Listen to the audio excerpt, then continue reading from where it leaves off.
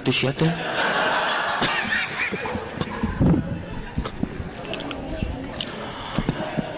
Assalamualaikum warahmatullahi wabarakatuh. Alhamdulillahirabbil alamin. Wassalatu wassalamu ala rasulina Muhammadin wa ala alihi wa sahbihi ajmain. Ya ayyuhar rahimakumullah. Qala Allah ta'ala fil Qur'anil hakim. A'udzu billahi minasyaitonir rajim. Wa ma khalaqtul jinna wal insa illa liya'budun.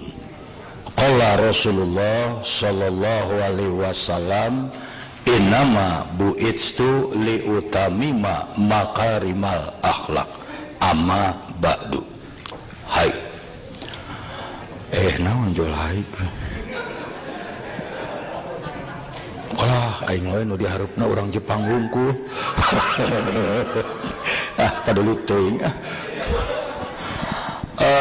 Ibu-ibu, bapak-bapak, adik-adik, saudara-saudara seagama yang dimuliakan Allah.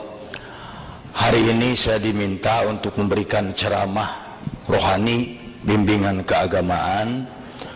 Da maneh mah teu ngadarengikeun kabeh malotret atuh lieur aing. Sebenarnya saya bukan ahli. Barangkali yang hadir di sini juga sudah mendengar bahwa saya itu bukan kiai. Saya cuman seniman, artis, pelawak, bintang film. Iya. Naon atuh baru aya penceramah pakai sweet-sweet. Nah dikiranya saya teu bisa.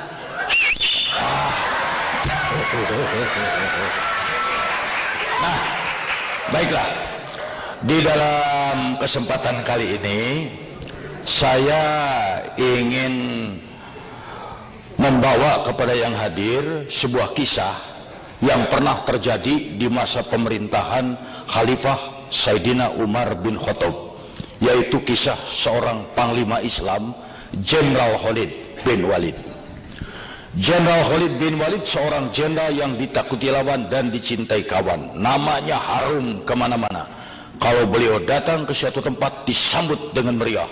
Hidup Khalid bin Walid, hidup Khalid bin Walid, kira-kira begitu. Once time, satu waktu, maaf pakai bahasa Inggris, maklum pendidikan Amerika. Satu waktu Jenderal Khalid sedang berada di garis depan medan peperangan. Tiba-tiba secara mendadak datang sebuah surat perintah dari Panglima tertinggi Sayyidina Umar bin Khattab. Isinya singkat. Dengan ini saya nyatakan Jenderal Khalid bin Walid dipecat. Segera menghadap. Menerima surat pemecatan itu Jenderal Khalid sampai tidak bisa tidur. Masalahnya bukan apa-apa, karena merasa tidak bersalah. Nah, adik-adik yang kerja di sini juga dipecat tidak pugu-pugu, yakin tidak bisa tidur. Nah, tapi karena beliau mah prajurit yang baik, taat pada atasan, turut perintah, serahkan jabatan sama pengganti, langsung menghadap Umar bin Khattab. Assalamualaikum ya Amirul Mukminin. Waalaikumsalam. Please sit down. Silakan duduk. Langsung saja to the point. Saya menerima surat pemecatan. Apa benar saya dipecat? Umar bin Khattab menjawab, iya. Kalau soal dipecat, itu hak Anda atasan, saya bawahan. Tapi boleh saya tahu, apa kesalahan saya sampai dipecat? Umar bin Khattab menjawab, Anda tidak punya kesalahan. Hah? Tapi dipecat? Apa kurang baik saya jadi jenderal? Umar bin Khattab menjawab, di zaman ini Anda jenderal yang terbaik. Tapi dipecat? Iya. Kalau begitu jangan bikin saya penasaran. Boleh saya tanya, apa alasan Anda memecat saya? Dengan santai Umar bin Khattab menjelaskan, ya Khalid, Anda itu jenderal yang baik, panglima yang baik. Setiap hari saya dengar masyarakat, rakyat, prajurit selalu memuji-muji Anda. Tidak ada yang menjelekkan. Catat Khalid, Anda manusia biasa. Terlalu banyak orang yang memuji, bukan mustahil dalam hatimu akan timbul rasa sombong. Sedangkan dalam ajaran Islam, innahu la yuhibbul mustakbirin. Allah tidak menyukai orang yang sombong. Seberat debu rasa sombong dalam hati, neraka jahanam yang menunggu. Karena itu maafkan aku, wahai saudaraku, untuk menjaga agar kau jangan terjerumus ke neraka jahanam. Apa boleh buat, saya pecat Anda. Supaya Anda tahu, jangankan di hadapan Allah, baru di depan Umar masih belum bisa apa-apa. Mendengar jawaban yang demikian, Jenderal Khalid berdiri memeluk Umar bin Khattab sambil menangis dan berkata, terima kasih ya Umar, engkau saudaraku. Allahu Akbar. Itu jiwa Islam. Di zaman sekarang belum tentu ada 1 dari 1000 jenderal yang begitu. Sekarang mau disuruh berhenti, Dan yang paling hebat setelah dipecat, apa beliau punung? Itu punung bahasa Indonesia naonnya. Apa beliau memunung? Tidak. Beliau balik lagi ke medan perang, bertempur lagi dengan catatan perangnya bukan sebagai jenderal, bukan sebagai panglima, tapi sebagai prajurit biasa. Bayangkan bekas jenderal perang di bawah komando sersan. Tapi waktu ada yang bertanya, ya Khalid, apa-apaan? Anda sudah dipecat, masih mau perang sebagai prajurit lagi? Apa jawabannya? Saya perang bukan karena pangkat, jabatan, saya perang bukan karena khalifah, saya perang semata-mata karena Allah, mencari keridhaan Allah. Indah ini kisah. Nah, adik-adik, coba kita ambil inti dari sikap Jenderal Khalid. Anda bekerja di Jepang sebagai ini, sebagai itu, bersekolah di Jepang, menuntut ilmu di sini, sehingga hanya satu, mencari keridhaan Allah. Wa ma khalaqtu jinna wal insa illa liya'budun. Mencari keridhaan Allah. Hanya satu, laksanakan perintah Allah, jauhi yang dilarangnya. Ya. Banyak zaman sekarang orang yang kecewa karena tujuannya bukan karena Allah, tapi karena sesuatu.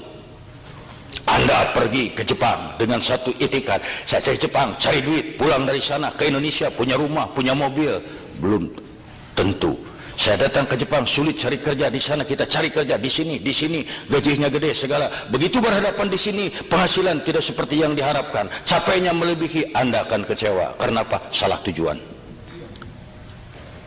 Seorang mahasiswa, dia kuliah, karena apa? Ingin jadi sarjana. Setelah jadi sarjana, punya jabatan, punya kedudukan, rumah mewah, mobil indah, itu.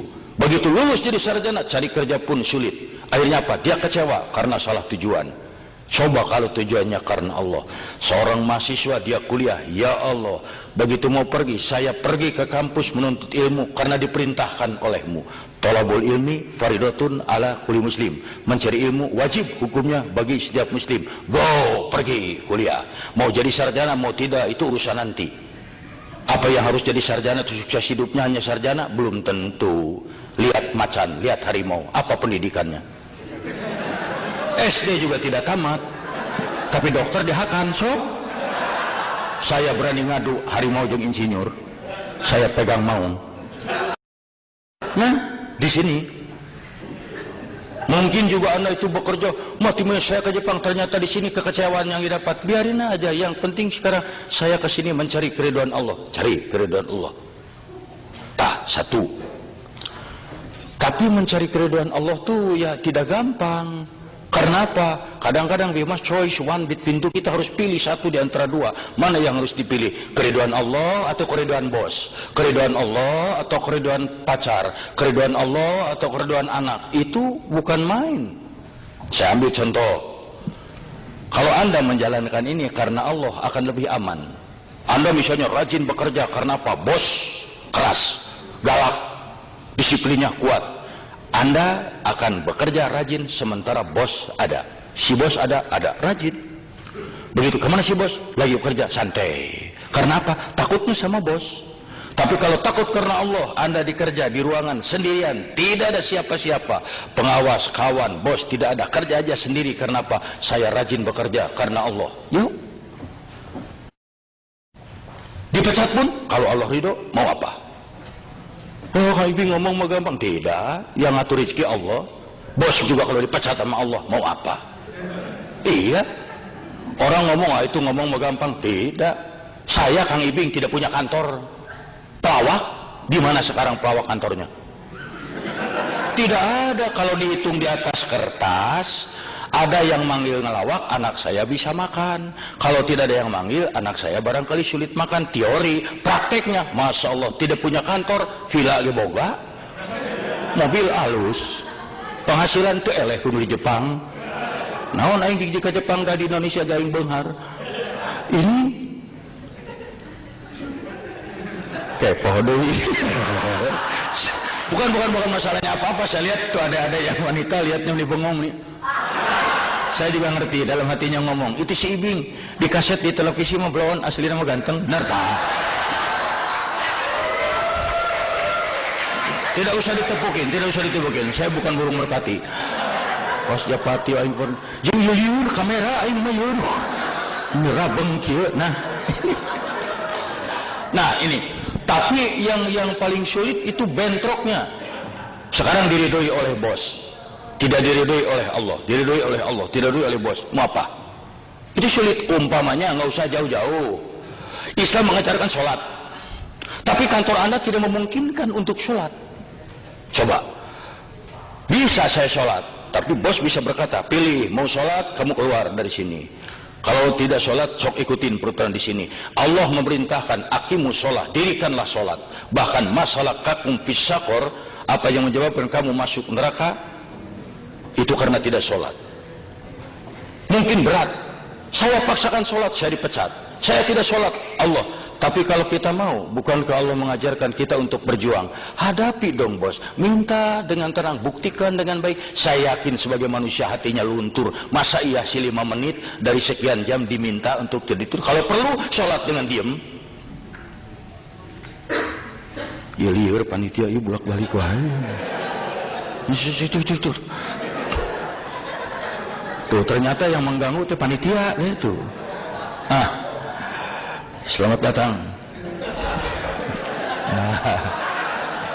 Masa ada kiai ngerti aing. Duh, saya tuh sebenarnya mau serius tapi aduh hese. Nah, ini. Nah, mana rai kieu aing ceramahna tuh. Nah, contoh yang lain. Ini juga yang harus berat. Umpamanya di sini seorang bapak misalnya atau seorang ibu itu Islam memerintahkan salah satunya umpamanya ya ayuhannas kulu mimma fil ardi halalan thayyiba wala tatabi'u khutuwati syaiton innahu lakum aduwwum mubin. Hei manusia, hei orang-orang, makanlah makanan yang halal di muka bumi ini, jangan ikuti langkah-langkah setan. Kita diwajibkan mencari yang halal, tapi satu waktu godaan bukan main. Umpamanya Anda punya adik, punya orang tua di tanah air, minta duit untuk dibelikan apa kek, Anda lagi tidak punya duit. Satu waktu bekerja di kantor, ada kesempatan mencari duit, tapi tidak halal, ambil aja maling, lah di mana mana mau maya wae. Di situ terjadi perang. Mana yang harus diturut? Ambil barang ini, aman, tidak ada yang tahu. Adik atau anak di Indonesia bisa punya motor, bisa punya mobil, tapi Allah tidak akan ikhlas, tidak akan ridho. Sekarang tolak ini, Allah ridho, tapi anak tidak jadi beli motor. Itu perang yang berat. Tapi kan dalam Islam diingatkan, itu Nabi Ibrahim alaihissalam mendapat perintah dari Allah sembelih putranya Ismail. Itu berat, diturut perintah, anak jadi korban, Allah ridho. Tolak perintah ini, anak selamat, Allah tidak ridho. Tapi beliau Nabi Ibrahim alaihissalam lebih memilih, oke, keriduan Allah kalau perlu anak jadi korban. Tapi kan kita tahu way outnya, diberikan jalan, dikasih sembelihan lain sehingga selamat anak dan tetap taat. Kenapa kita tidak ingat ke sana? Tolak. Takut sama rezeki, nggak usah takut, Allah yang atur. Kenapa? Biar bos kita bagaimana kayaknya, dia juga di bawah Allah. Kalau Allah mencabut, mau apa? Sekarang kaya, besok bangkrut, mau apa? Nah ini kan yang tidak gampang, Nah, hadirin sekalian, adik-adik, ada benteng yang paling kuat di dalam kehidupan sehari-hari untuk supaya kita tidak terjerumus, yaitu pandai-pandai saja bersyukur, tasakur binikmah, waskuruli walat takfurun. Bersyukurlah, jangan mengingkari nikmat yang diberikan. Orang yang bersyukur hidupnya tidak pernah takut. Orang yang bersyukur hidupnya tetap optimis. Kalau orang yang tidak bersyukur, dia lihat air minum setengah gelas, dia akan ngomong, air saya tinggal setengah gelas. Tapi orang bersyukur akan berkata, alhamdulillah masih ada air saya setengah gelas. Don't be afraid, jangan takut. Kenapa harus takut? jangan salah satunya untuk bersyukur, jangan membanding-banding lihat ke atas terus. Dalam Islam itu tidak benar melihatnya ke atas. Orang lain di Jepang 1 tahun sudah punya ini, saya udah 5 tahun belum punya apa-apa. Jangan lihat ke sana, lihat ke bawah. Berapa banyak orang yang ingin ke Jepang. Anda nggak percaya, buka lamaran untuk kerja di Jepang, untuk misalnya ijazah SMA, kalau nggak sarjana juga seabrek-abrek daftar. Siapa sih yang nggak mau ke luar negeri, apalagi di kita masih luar negeri minded. Iya, sudah rasanya lebih hebat. Anda berpikir Anda sudah di Jepang, kenapa Anda nggak bersyukur? Hese nu hayang ke Jepang sulit. Saya ke Jepang karena orang pinter. Kan bae. Kumaha aing tah. Sulit, Anda harus bersyukur. Oh, kita capek kerja. Nggak apa-apa, berapa banyak orang yang ingin ke Jepang. Kalau dibuka lamaran ribuan, Anda sudah di Jepang, kenapa nggak bersyukur? Salah satu bersyukur, gunakan setiap kenikmatan untuk ibadah ke Allah. Ya Allah, saya ini di Jepang, belum tentu semua orang bisa ke sini. Ya sudah, Anda tinggal bekerja dengan baik kok. Bukan karena bos, bukan karena apa-apa, karena Allah. Yang baik aja kerja. Udah, itu pun akan ditolong. Satu, tuh. Kalau membanding-banding, terutama kalau membanding-banding aja itu nggak akan selesai. Orang lain mah rumahnya gede, saya mah kecil. Lihat berapa banyak yang belum punya rumah. Orang lain mobilnya bagus, saya mah tidak. Lihat berapa banyak yang nggak punya mobil. Khusus buat wanita. Kenapa saya khususkan? Pengaruh wanita sangat besar. Menurut ajaran Islam, zuyyina linnasi hubbus syahawati minnan nisa. Dijadikan laki-laki itu cenderung cinta dan syahwat pada wanita. Sok lihat. Makanya adik-adik kalau suami melihat yang cantik jangan ngambek, malah harus bersyukur. Alhamdulillah ya Allah, suami saya masih normal. Daripada nanti suami melirik terus pantat kambing, bahaya bang. Boleh melirik yang cantik, boleh sekali, itu dari Allah. 2-3 kali jangan dari setan. Sekali melihat, aduh cantik, Allahu Akbar, udah. Itu yang kedua jangan. Di mana rumahnya? Tak, itu jangan. Tak. Orang yang mau bersyukur mah tenang-tenang saja, karena Allah tuh yang mengatur. Kalau Anda ingin bersyukur, nanti pulang dari sini lihat wajah sendiri di cermin, akan timbul rasa syukur. Allahu Akbar, alhamdulillah, indah sekali wajah saya ya Allah. Coba lihat ini, mata disimpan dua-duanya di sini, pas sekali. Anda mau digaji 1 juta yen 1 jam, tapi mata ditelunyuk. Memang kalau ngintip yang mandi tenang terbang kunci itu. Tapi makan sama repot siapa? Dah saya mah nggak mau. Kang Ibing 5 juta yen 10 menit. Waduh, 5 juta yen 10 menit. Tapi lubang hidung menghadap ke atas dah repot. Kalau musim hujan gimana? Mana tuh? Kesana kesini mesti pakai genteng. Wah repot. Tuh, saya mah lebih senang begini. Nah makanya Allah yang mengatur, jangan takut. Gunakan aja setiap kenikmatan untuk ibadah kepada Allah. Karena apa? Kalau tidak digunakan, ina cilaka. Ada perintah umpamanya dalam ajaran Islam. Ini saya bukan apa-apa. Ini berkaitan dengan musibah ya. Karena yang namanya musibah itu biar di Indonesia, biar di Jepang, biar di Kutub Utara bisa aja kena pada tiap orang. Musibah itu banyak. Dari mulai misalnya kecopetan, kemalingan, kebakaran, dirampok, sakit gigi, itu semua musibah, semuanya tabrakan musibah. Dan yang nanya musibah, kalau dia hinggap pada seseorang, dia tidak pernah pilih-pilih. Dari mulai karyawan sampai direktur bisa kena musibah. Dari yang buta huruf sampai sarjana kena musibah. Tidak ada orang yang bebas dari musibah karena ustadz atau sarjana, tidak ada. Silakan tanya. Pak, Bapak pernah batuk? Oh tidak pernah. Kenapa? Apa dokter Anda? Saya tidak bisa. Saya bodoh. Bapak pernah sakit mata? Oh tidak pernah. Kapan direktur? Nggak bisa. Nah, dan orang yang musibah itu ya yakin bangsa manapun di dunia tidak ada orang yang mengharapkan atau kedatangan musibah. Betul nggak? Sok, biarin orang Jepang tanyain, apa mereka ada yang bangun berdoa tengah malam? Ya, saya ingin segera dapat musibah. Baik adik-adik perempuan atau laki-laki berdoa tengah malam, Gusti, saya hayang gerak burut.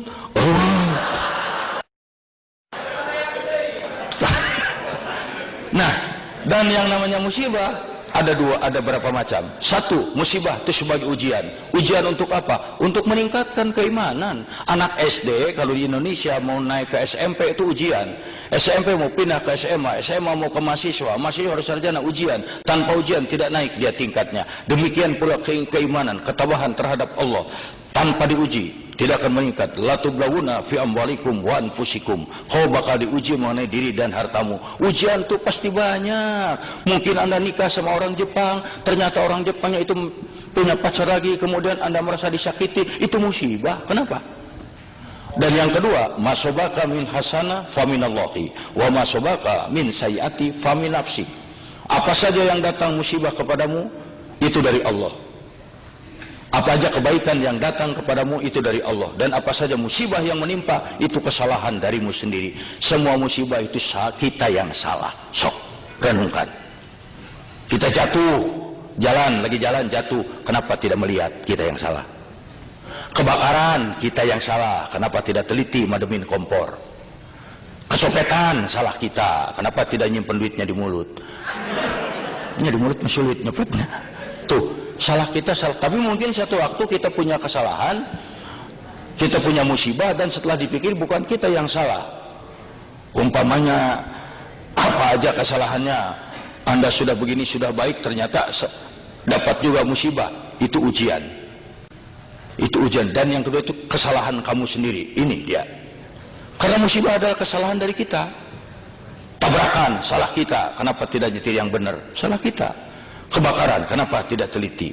Nah, ini yang namanya musibah itu. Mungkin juga yang lainnya karena musibah kita tidak taat menjalankan perintah agama. Contoh, ini buat di Jepang juga sama. Ada perintah.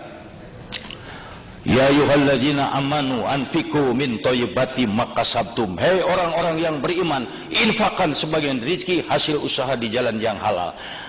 Penghasilan kita, gaji kantor, hasil dagang, hasil tani, hasil mengajar, bukan untuk kita semua. Di dalamnya ada hak untuk dinafkahkan di jalan Allah. Tolong orang susah, tolong orang butuh, keluarkan, kalau tidak dicabut oleh musibah. Ada teman yang datang, tolong kita pinjam duit, kita lagi nggak bisa duit, padahal ada duit, tapi karena pelit kita ngomong, oh kita juga lagi kosong, bisa dibohongin, bisa, tapi Allah tidak bisa dibohongin. Ada yang sumbangan masjid minta, ada yang ini tidak dikeluarkan. Allah Maha tahu. Jangan dikasihkan, jangan dikeluarkan, pelit kita tahan. Tapi satu waktu dicabut oleh musibah. Cebrot, sakit gigi 2 minggu, keluar duit buat ke dokter. Haba rumah diusir, keluar duit buat beli rumah. Ini makanya perhatikan. Kenapa meski di sini, meskipun di luar negeri, meski di mana, kenapa orang pelit banyak kena musibah? Kecopetan, kemalingan, ditipu orang, ini sakit ini. Entar kalau sudah musibah ngantri baru dia ngomong, ya Allah, kenapa musibah tidak pernah berhenti? Apa dosa saya? Apa? Sudah jelas pelit. Keluar pun selain seri. Tah, mestinya harus berpikir. Tah, ini dia. Ini yang bisa saya sampaikan. Tidak usah lama karena acara sangat banyak. Ya, dan sebelum nanti saya juga selesai, ini acara sangat banyak dan diberitahukan nanti panitia tadi berbisik pada saya, selesai acara semua ini yang hadir jangan dulu pulang karena masih ada satu acara penting, yaitu para panitia di sini akan demonstrasi memakan kursi.